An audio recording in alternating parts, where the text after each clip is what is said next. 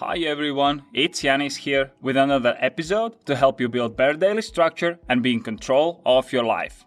If you do any creative work in your personal or professional life, then you know that there are some days when you feel full of inspiration and some days when you feel like an empty bag.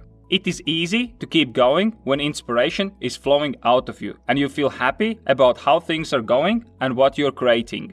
But what do you do on those days when there is no creative juice at all? When you sit in the front of a blank page and just stare at it? For days like these, you need some tools and strategies that you can use to get some work done and keep going forward. Today, we'll take a look at the Kleon's book, Keep Going, to learn some tips and strategies to get our creative juices going. Number 1. Develop routine. You can influence your creativity with tools and strategies, but you cannot control it. What you can, however, control it is whether you show up for the work. Some people want to do creative work when they feel inspired, but it is important to develop a routine where you follow a work schedule.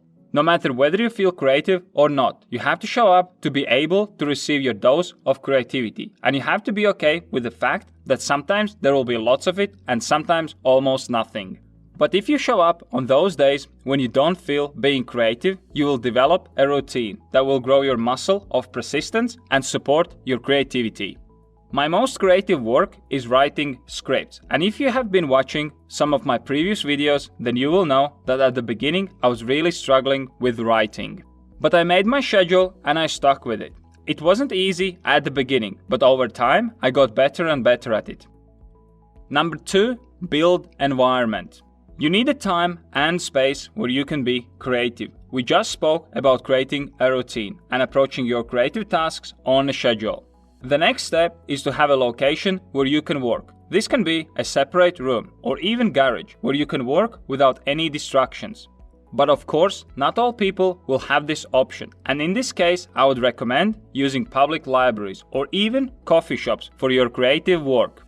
Environment plays an extremely important role in our productivity and creativity, so it is important that you work on it and get it right. Number 3. Make a list. This is not a to-do list, but rather the list of ideas that you want to work on when you're doing your creative stuff. I usually don't sit down and come up with the content ideas for my videos. Instead, I'm always on the lookout for the new topics and I keep a list on Google Drive. I usually get new content ideas when I write my scripts. Other times I get ideas when I speak with my clients or sometimes from my comments on YouTube videos. For example, if there is a topic that you would like me to cover related to time management, then please leave a comment below this video. This is a great way for me to help you and also create content that will be helpful for many other people as well. Number 4. Protect your creativity. Landing a dream job where you get paid for doing what you love or being able to sell your work online and supporting yourself might sound like a dream come true. But not so fast. Completely monetizing your passion and turning it into your main stream of income is also the quickest way, turning it into something you hate. That is not to say that you shouldn't be earning money from doing what you love, but it is important to realize that situation can change if you start looking at it as just making money. One of the reasons why you have passion for something is because you can do it without monetary rewards. Therefore, I want to share a strategy that can retain your passion and creativity. The best way to protect your creativity is gifting. Gifting is great because when you gift, you don't expect anything back. When you work with the sense of not expecting anything back for it, it will give you more joy than anything else. And of course, it will also give you creativity and inspiration. Number 5. Focus on activity. Many people strive for titles, and that is a wrong way to approach things. They want to become writers, painters, and singers. But waiting for someone to give you the title can put you in the position where you never feel complete in what you do. A better approach is to engage in activity, and instead of focusing on becoming a writer, painter, or singer, you should be focusing on activities: writing, painting, and singing.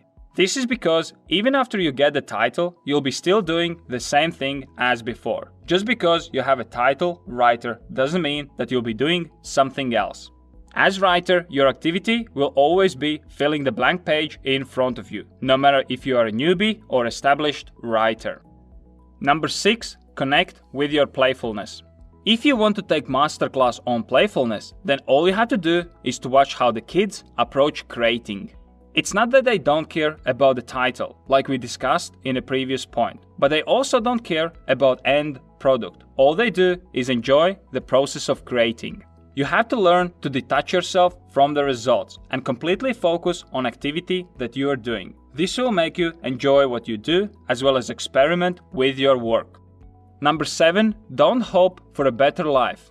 Imagine that you could instantly upgrade your life and make it 10 times better. Better friends, connections, environment where you work, etc. Do you think that your creativity would increase 10 times as well? If you do, then you might just be disappointed to find out that that is not the case. It actually has opposite effect. When you have all the good things around you, you want to settle and enjoy them. That's why you have to use your current environment as a fuel to keep going and eventually make it big. Your circumstances should push you forward to a better life. There is no better motivation in the world as the willingness to make it big and prove to yourself that you can do it. So next time when you feel that your creative juice is not flowing, try to use some of these tools and strategies. You don't have to implement all of them. Just pick one that feels right for you and go with it. It might be just what you need to get you back in the flow. If you want to manage your time better, have more structure in your life, and achieve your goals, make sure you check out my time planning application.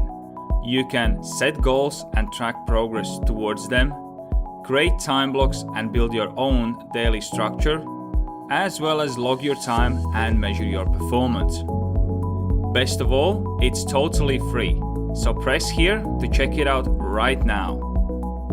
I'm working on new videos every day, so be sure you subscribe so you don't miss my next episode.